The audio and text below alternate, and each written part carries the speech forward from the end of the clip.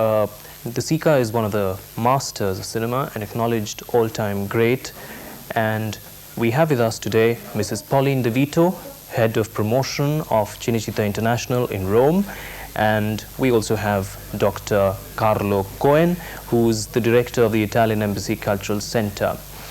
Let me ask Mrs. De Vito, you to begin with, what is the particular reason that you've chosen to present De Sica this year in India? It was, I think, a discussion held last year what to present this year, and then talking about possibilities came up the name of Vittorio De Sica, which seemed to both a good idea to both of Cinecittà International and the festival organization. So, you chose De Sica. We chose De Sica. Last year we had Francesco Rosi, a retrospective of his films, and for the retrospective we had the presence here of Gian Maria Volonté. This year we have De Sica, and it really seems a wonderful trend that we have great Italian directors being honored with retrospectives in India. Is there more to come? Oh yes, I hope so. So Cinecittà International is working on both classic cinema as new Italian cinema, and we bring copies subtitled in the languages of the countries where we go to. So we make new copies, so we hope to present it in the best form possible to be seen for audiences all over the world. And this time we bring De Sica. Maybe next year another famous author, famous director, combined with new and young filmmakers coming up in these last years. You know, if we could shift to Carlo Cohen, he's the director of the Italian Embassy Cultural Center. What I would like to know is, where does Vittorio De Sica stand in the present pantheon of Italian filmmakers? Has there been a reassessment of his work? Because there was a time when he was acknowledged as truly a great filmmaker who fathered Italian neorealism, but there has been a reassessment of his work. Where does he stand exactly today? Well, probably there is a continuous reassessment of his work, and the fact that sometimes the judgment of the film critics on him are divided. Was he a great master? Or how great was he? Because nobody doubts that he was a great master. And what kind of contribution he gave to Italian cinema. The fact that these discussions are continuously taking place, well, shows its importance by its own, I think. I mean, his importance in Italian cinema. So whatever, regardless of the position that different critics take about him, I think that nobody can deny or doubt the landmark he has left. He is in Italy, the milestone he is in the history of Italian cinema, and world cinema too, I think. Well, during the period when he made some of his greatest films, the early films, Shoeshine and Umberto D and Bicycle Thief in particular, his position as a great filmmaker was absolutely unquestioned, and there were filmmakers, the film critics rather, like André Bazin, the great French critic, who championed the cause of De Sica's cinema. But do you think he has come down a little bit in critical esteem over the years, in 1990s? Well, he not only much earlier than that. He came down even earlier, soon after Umberto D, probably, when he tried to revive neorealism through The Roof, Il Tetto, which is presented in this retrospective. It's a very interesting film to see. Didn't have a good response among the critics.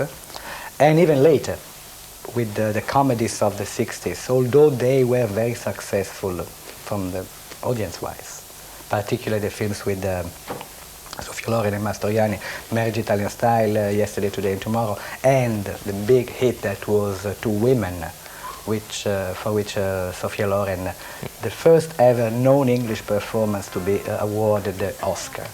Of course, we all know that De Sica worked in close collaboration with Cesare Zavattini, and some of the greatest films De Sica made were written by Zavattini. How much of the credit for the De Sica films would you give to his scriptwriter, the great Zavattini? I think that the credit to Zavattini is very, very, very wide, very large, has to be given.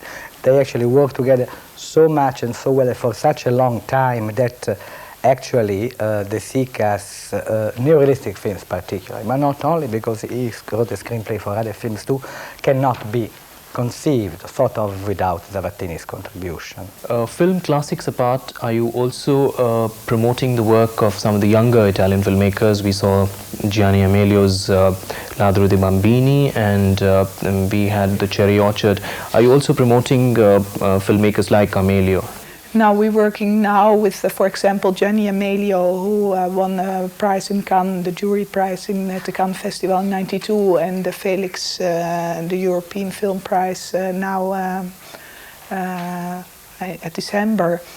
And his new film, which name is Stolen Children in English, Ladro di Bambini, had a lot of success now, and also there is made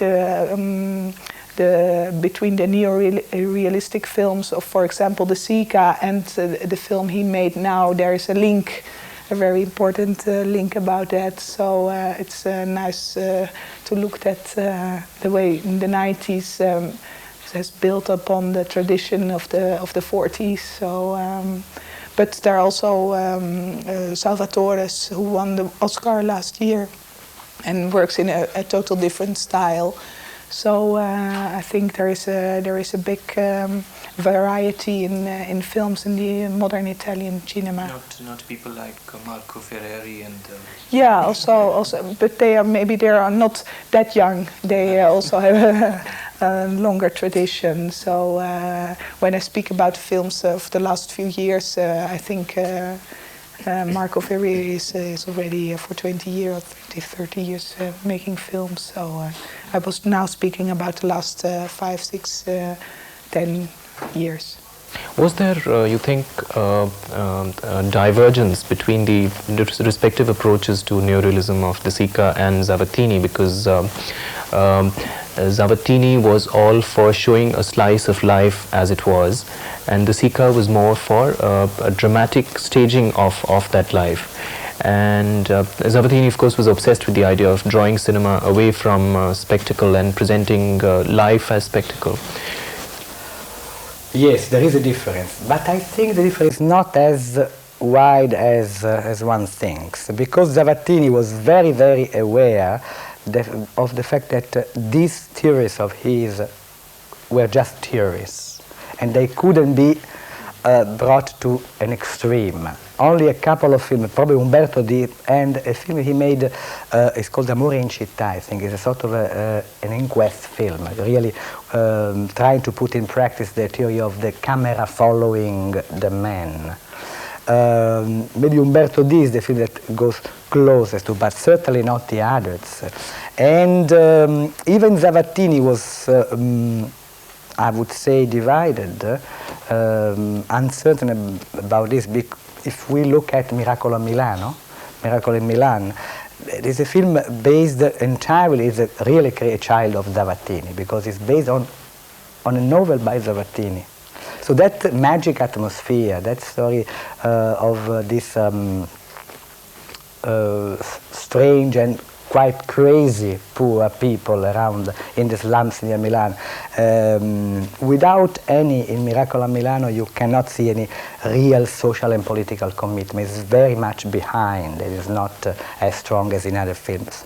Well, the fact that the book of Zavattini, on which the film is based on, carries the same kind of magic atmosphere, I think tells a lot about Zavattini's attitudes too. 20 years from now, maybe a quarter of a century from now, what do you think would be the position of Vittorio De Sica? There has been this constant reassessment of his importance in cinema. Where do you think he would start? Oh, well, that's would you like to predict? Well, I think he was then still in the pantheon. I don't know in which position probably, but certainly among I mean, probably in terms of pages on an ideal encyclopedia of cinema, De Sica deserves certainly more than 10 pages, if you want to put it this way. Right.